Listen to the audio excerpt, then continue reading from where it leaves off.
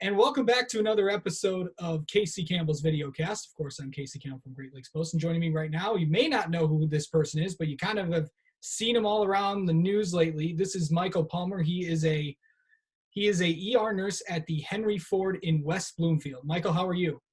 I'm doing good, Casey. How are you doing? Thanks for having me. Yeah, no problem, man. First off, I know you are a big NASCAR fan. Yeah, well, you were excited to be back, excited to have it back, and what's it like to have NASCAR back? And I know from the busyness of your job, what's it like to just chill and watch it? I'm just so excited that it's back, just for numerous reasons. But the number one is it's a bonding between my son and I. I have a son. He's 9 years old. His name is Michael. We call him Mikey. Throughout the years, as he's grown up, NASCAR has been a bond, like a father-son bond to us. Whether we're at the track, on weekends I'm off, and I have him, we sit and we watch the race. We have a fantasy journal where we pick who we think is going to win. Obviously, it's hard to pick who wins, but whoever's driver finishes the best wins that week. So there's actually a competitive level between me and him. And, just as being a fan in general, it seems like this coming Sunday is like, it almost feels like a holiday, and it feels like it's a return. It's a step in the direction of normalcy back in life. Yeah. A few weeks ago, you were introduced on Lunch Talk Live with Mike Tirico.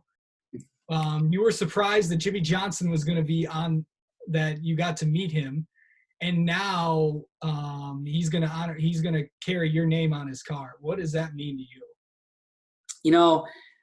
This all happened last night. I'm still processing a lot of it. I can tell you that it means a lot to me.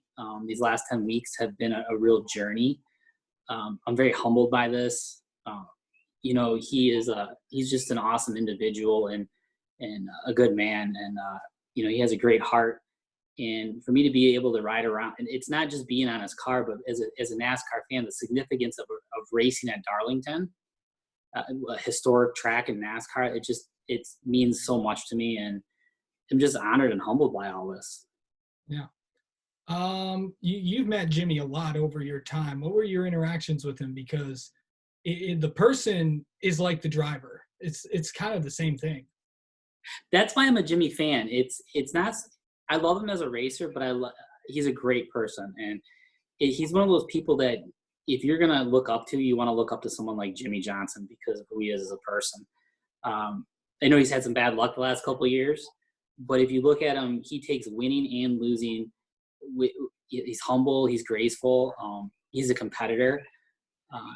He just has a good heart, and he cares. And the interactions that I've had with him, he's genuine. He's a genuine guy. He takes time for fans, but he all focuses, and he's very good at focusing on his job, and he has a great balance in his life. He's a good guy. Yeah. This is his final season, and no one really knows if he's going to leave after this year. Being a NASCAR fan and rooting for the 48 car, what would it mean for him? And I think he would get emotional I think we all would, if he got the win on Sunday at Darlington. That's crossed my mind. I'm not exactly sure. I don't know. I mean, that would just be, I'd be stunned. I mean, he's good at that track. He's got some pretty good numbers there. If he won, that would be unbelievable. I mean, I can't even put into words how I feel right now. So I think that if he won, I would probably have someone shoot a video of my reaction just because but yeah, that would be awesome. And also Sunday, you're going to be giving the command to fire the engines along with 39 other nurses and ER and doctors on the front lines fighting COVID-19. What was that like? It's an honor. I mean, to be asked to do that. You see, like, through the history of NASCAR, who the grand marshals are, and to be with 39 others who have I've never met them, and I don't know who they are, but to know that you have gone through this pandemic with them, it's humbling. It's something that like I have coworkers that I think they're great coworkers. I love working with my coworkers, but to know that I'm going to be with people from all over this country, it's great to just be that we're seeing a light at the end of the tunnel with all this, but to know that it's from people from all over the country who have done this, it's just awesome. It's unity. And that's the way I take it is I don't know these other people, but man, I am so proud to be doing this with you guys. And we've been through so much together, and that's how I look at it. And then, we talked about this earlier.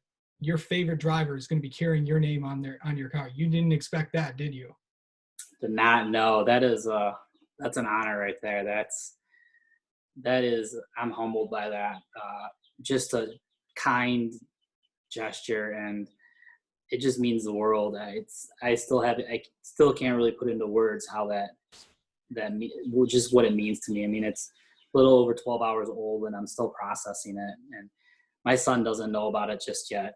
So on Sunday when we watch the race and he sees it, that's really gonna have an emotional effect on me.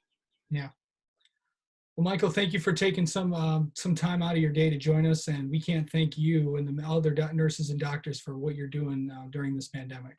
Thank you for having me, and I just want to say thank you guys for your support. That's really what has carried us, like myself and a lot of these, ER docs, nurses, frontline staff, my coworkers. It's support and things like that, and the messages from you guys, tweets.